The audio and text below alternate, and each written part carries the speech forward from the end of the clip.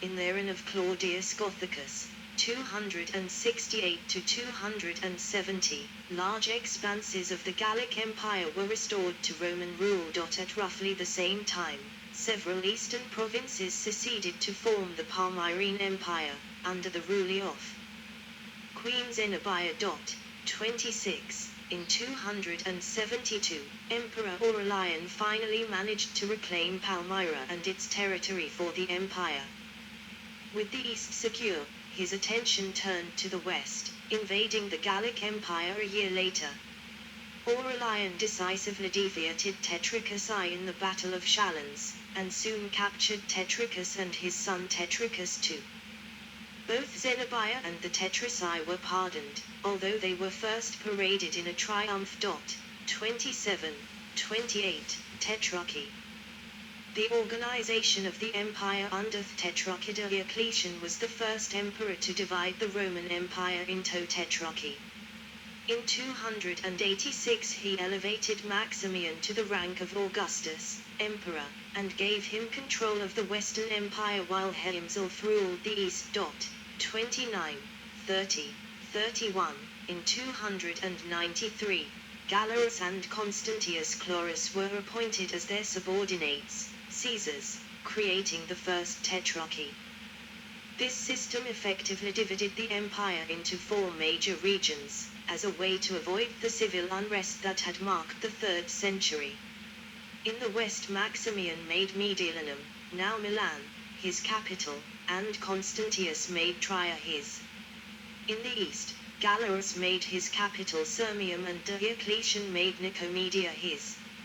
On the 1st of May 305 Diocletian and Maximian abdicated, replaced by Galerius and Constantius, who appointed Maximinus II and Valerius Severus, respectively, as their Caesars, creating the Second Tetrarchy. 32.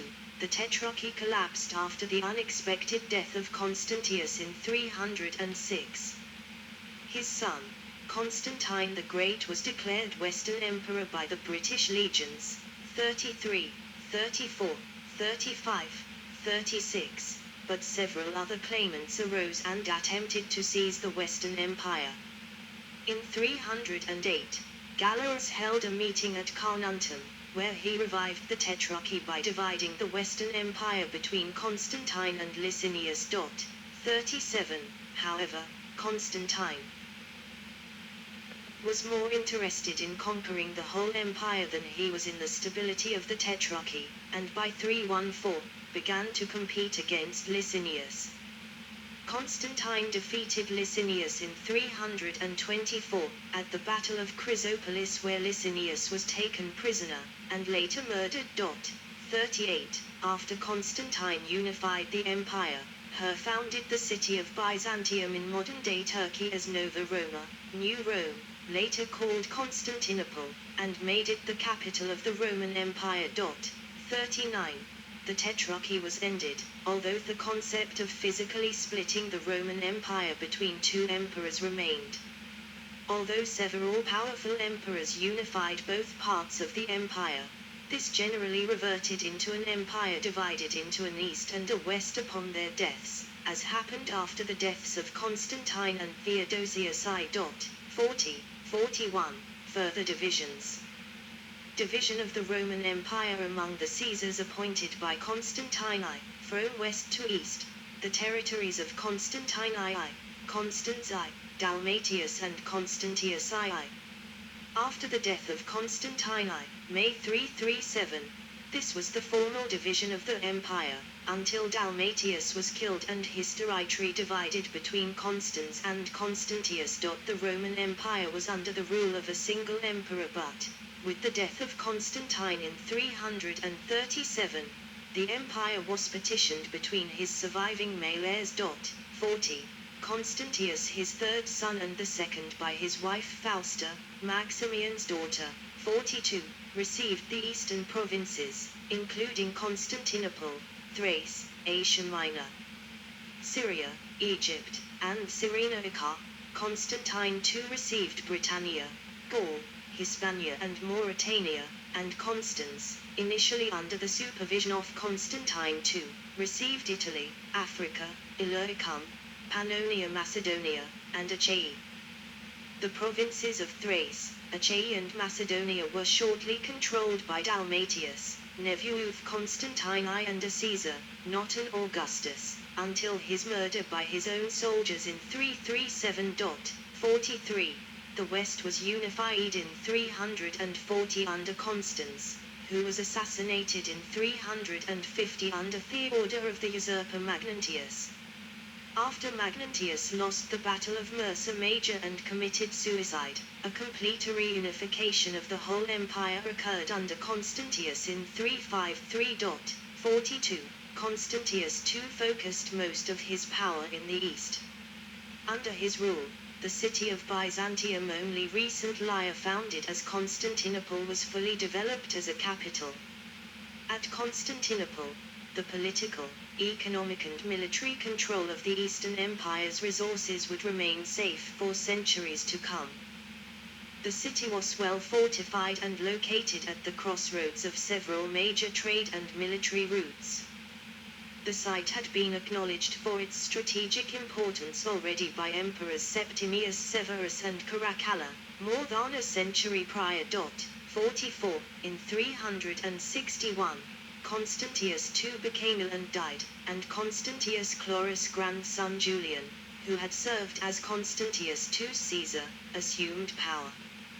Julian was killed in 363 in the Battle of Samarra against the Persian Empire and was succeeded by Jovian, who ruled for only 9 months. 45. Following the death of Jovian, Valentinian I emerged as emperor in 364. He immediately divided the empire once again, giving the eastern half to his brother Valens. Stability was not achieved for long in either half, as the conflicts with outside forces, barbarian tribes, intensified.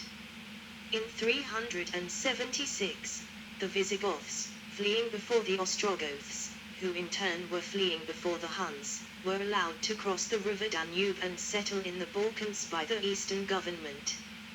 Mistreatment caused a full-scale rebellion, and in 378 they inflicted a crippling defeat on the Eastern Roman field army in the Battle of Adrianople, in which Emperor Valens also died. Their defeat at Adrianople was shocking to the Romans, and forced them to negotiate with and settle the Visigoths within the borders of the empire, where they would become semi-independent foederati under Theon leaders. 46. The division of the empire after the death of Theodosius I, c. 395 AD, superimposed on modern borders Western Court under Honorius, Eastern Court under Arcadius. More than in the east, there was also opposition to the Christianizing policy of the emperors in the western part of the empire. In 379, Valentinian I's son and successor Gratian declined to wear the mantle of Pontifex Maximus, and in 382 he rescinded the rights of pagan priests and removed the altar of victory from the Roman Curia, a decision which caused dissatisfaction among the traditionally pagan aristocracy of Rome. 47. The political situation was unstable. In 383, a powerful and popular general named Magnus Maximus seized power in Thuist and forced Gratian's half-brother Valentinian II to flee east for aid. In a destructive civil war, the Eastern Emperor Theodosius I restored him to power.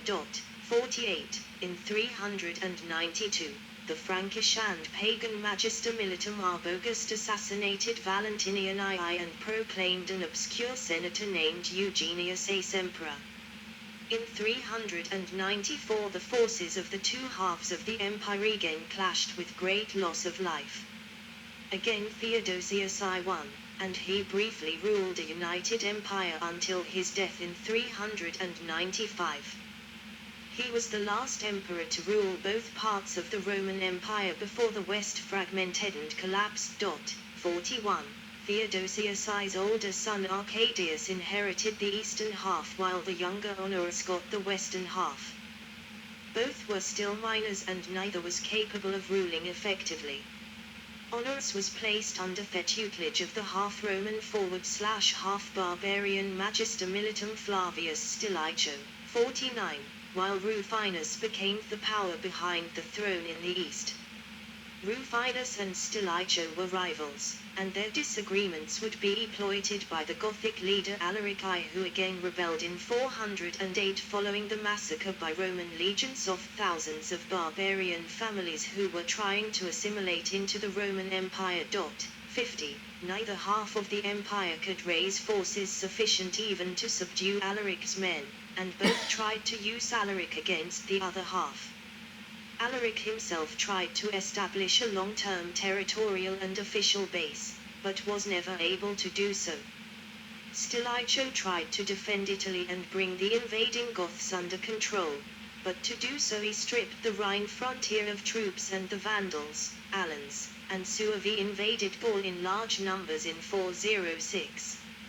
Stilicho became a victim of court intrigues and was killed in 408. While the East began a slow recovery and consolidation, the West began to collapse entirely. Alaric's men sacked Rome in 410. 51. History. Reign of Honorius. Honorius, the younger son of Theodosius I, was declared Augustus, and as such co-emperor with his father, on the 23rd of January in 393, at the age of 9. Upon the death of Theodosius, Honorius inherited the throne of the West at the age of 10, whilst his older brother Arcadius inherited the East. The western capital was initially Mediolanum, as it had been during previous divisions, but it was moved to Ravenna in 401 upon the entry of the Visigothic king Alaric I into Italy. Ravenna, protected by abundant marshes and strong fortifications, was far easier to defend and had easy access to the imperial fleet of the Eastern Empire, but made it more difficult for the Roman military to defend the central parts of Italy from regular barbarian incursions. 52. Ravenna would remain the western capital until 450, when Valentinian III moved the court back to Rome. Most Western emperors from 450 until 475 reigned from Rome. The last de facto Western emperor, Romulus Augustulus, resided in Ravenna from 475 until his deposition in 476, and Ravenna would later be the capital of both the Ostrogothic kingdom and the Egarchate of Ravenna. 53, 54. Gold solidus of Honorius. Despite the moved capital, economic power remained focused on Rome and its rich senatorial aristocracy, which dominated much of Italy and Africa in particular. After Emperor Gallienus had banned senators from army commands in the mid-3rd century, the senatorial elite lost all experience of and interest in military life.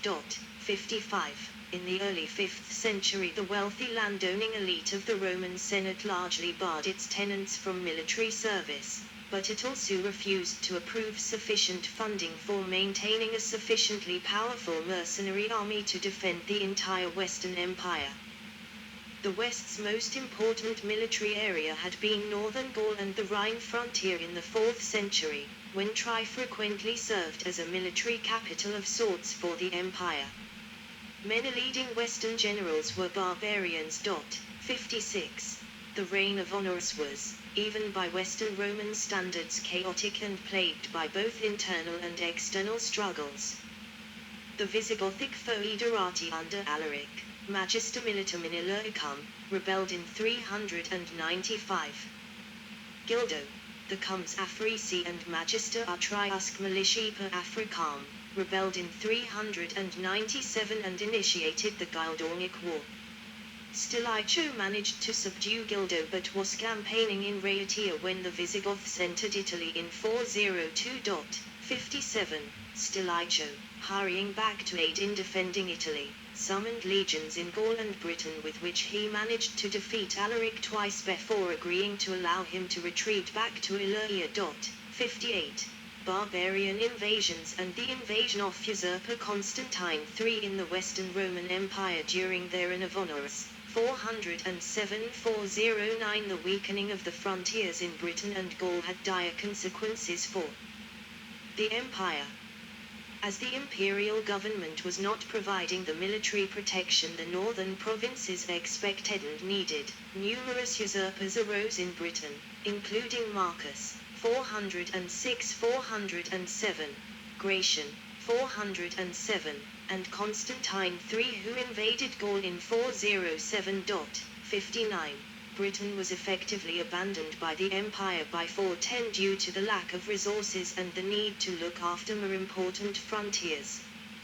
The weakening of the Rhine frontier allowed multiple barbarian tribes, including the Vandals, Alans and Suebi, to cross the river and enter Roman territory in 406–60. Honorius was convinced by the minister Olympius that Stilicho was conspiring to overthrow him, and so arrested and executed Stilicho in 408–61.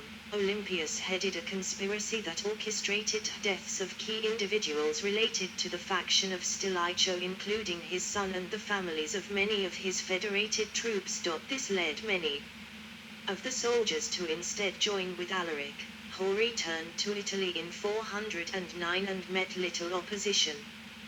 Despite attempts by Honorius to reach a settlement and 6 legions of Eastern Roman soldiers sent to support him, 62, the negotiations between Alaric and Honorius broke down in 410 and Alaric sacked the city of Rome. Though the sack was relatively mild and Rome was no longer the capital of even the Western Empire, the event shocked people across both halves of the empire, as this was the first time Rome, viewed at least as the symbolic heart of the empire, had fallen to a foreign enemy since the Gallic invasions of the 4th century BC. The Eastern Roman Emperor Theodosius I, the successor of Arcadius, declared 3 days of mourning in Constantinople. 63, without Stilicho and following the sack of Rome, Honorius' reign grew more chaotic. The usurper Constantine III had stripped Roman Britain of its defences when he crossed over to Gaul in 407, leaving the Romanized population subject to invasions, first by the Picts and then by the Saxons, Angli, and the Jutes, who began to settle permanently from about 440 onwards.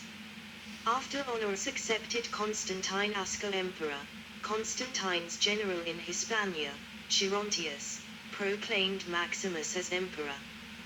With the aid of General Constantius, Honorius defeated Gerontius and Maximus in 411 and shortly thereafter captured and executed Constantine III. With Constantius back in Italy, the Gallo-Roman senator Jovinus revolted after proclaiming himself emperor, with the support of the Gallic nobility and the barbarian Burgundians and Alans. Honorius turned to the Visigoths under King Athaulf for support. 64. Athaulf defeated and executed Jovinus and his proclaimed co-emperor Sebastianus in 413, around the same time as another usurper arose in Africa, Heraclianus. Heraclianus attempted to invade Italy but failed and retreated to Carthage, where he was killed. 65. With the Roman legions withdrawn, northern Gaul became increasingly subject to Frankish influence, the Franks naturally adopting a leading role in the region. In 418, Honorius granted southwestern Gaul, Gallia Equitania, to the Visigoths as a vassal federation. Honorius removed the local imperial governors, leaving the Visigoths and the provincial Roman inhabitants to conduct their own affairs. As such, the first of the barbarian kingdoms, the Visigothic kingdom, was formed. 66. Escalating barbarian conflicts. Germanic and Hunnic invasions of the Roman Empire, 100–500 AD. Honorius' death in 423 was followed by turmoil until the Eastern Roman government installed Valentinian III as Western Emperor in Ravenna by force of arms, with Galla Placidia acting as regent during her son's minority. Theodosius I, the Eastern Emperor, had hesitated to announce the death of Honorius, and in the ensuing interregnum, Joannes was nominated as Western Emperor. Joannes' rule was short, and the forces of the East defeated and executed him in 425-67, after a violent struggle with several rivals, and against Placidia's wish. Aetius rose to the rank of Magister Militum. Aetius was able to stabilize the Western Empire's military situation somewhat, relying heavily